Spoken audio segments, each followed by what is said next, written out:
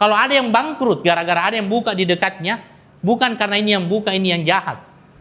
Karena dia malas belajar. Jangan takut kasih pintar tim. Ini yang tadi hubungannya. Jangan takut, ajarkan ke tim. Sudah ki belajar begini, jangan nanti ada yang pulang lagi.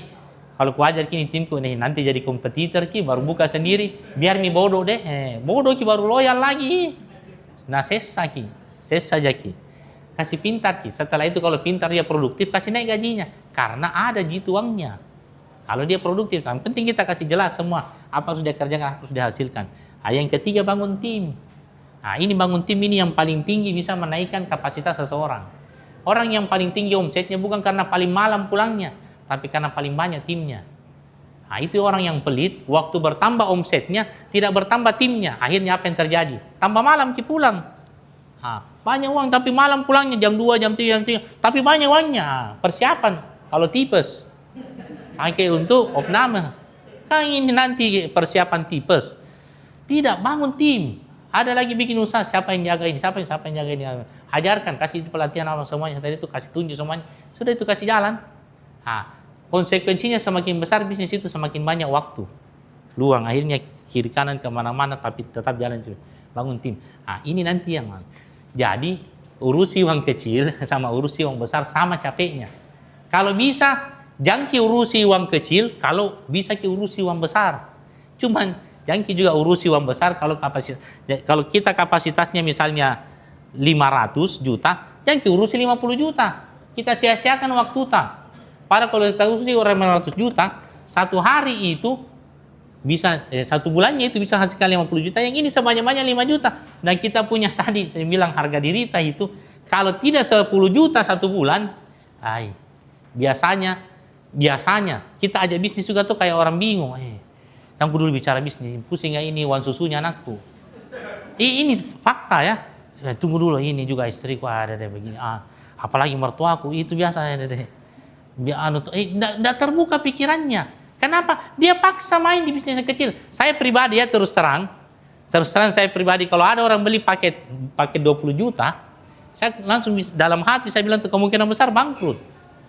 Kalau pakai 20 juta ini kalau kita jujur ya, kemungkinan besar bangkrut. Karena 20 juta itu dia harus tanggung biaya operasional.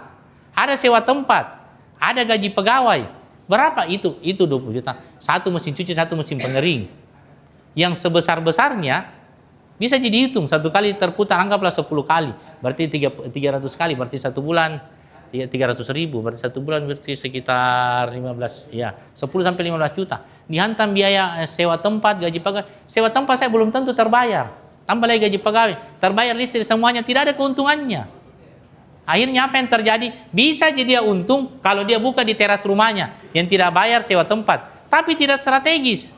Tidak sesuai dengan kebutuhannya market dan lebih jelek pada kompetitor. Bisa jadi dia untung kalau apa? Kalau tidak ada pegawainya, yang penting istrinya menyetrika, anaknya melipat, keponakannya kurir. Itu semuanya. Tapi bukan bisnis seperti itu, kasih habis waktu. Padahal kalau dia, makanya pahami nanti struktur biaya. Ini yang saya khawatirkan karena waktunya tidak cukup. Padahal dia urusi 50 juta saja, jangan 20 juta, 50 juta saja. Dengan 500 juta sama. Satu hari tetap 24 jam. Satu bulan tetap 30 hari. Satu tahun tetap 12 bulan. Jangan sampai ketemu lagi tahun depan. Masih itu pertanyaannya. Masih itu cabangnya. Masih begitu anunya. Masa kita menjalani hidup seperti ini? Datang jam 8, pulang jam 5, 85, terima tanggal 1, 31 habis. Kadang 25 habis nih. 31. Begitu terus. Sampai kapan? Sampai mati. Masa seperti itu yang kita siapkan. Padahal kalau kita punya target yang jelas, strategi yang jelas, kita tahu cara mencapainya itu target dan pengukurannya. 2-3 tahun dari sekarang kita betul-betul berjuang, paling lama 5 tahun.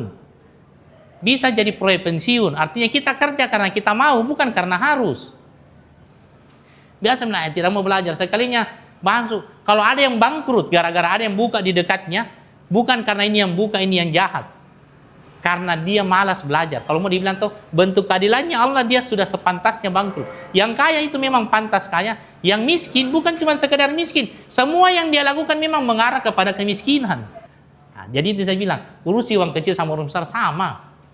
Sama-sama tetap 30 hari itu 1 bulan. Sama-sama 1 tahun tetap 12 bulan. Jangan sampai 12 bulan, masih itu tidak kerja. Kapan ini? Saya lihat sekali perkembangannya, pahamkah? Beli mesin. Beli mesin anu. Nah, ini beliau ini, bukan sembarang beliau juga.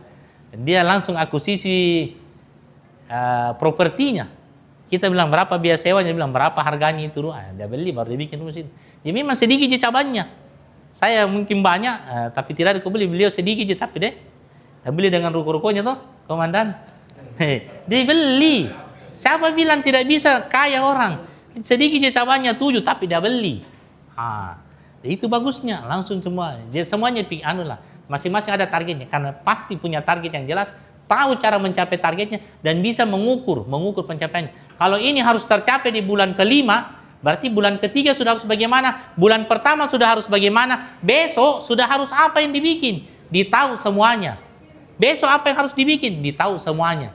Jadi sehingga dia bisa ukur, oh kalau begini berarti harus begini. Kalau hari ini cuma segini, berarti besok harus 2 kali lipatnya, karena begini dan begini. Dipersiapkan semuanya.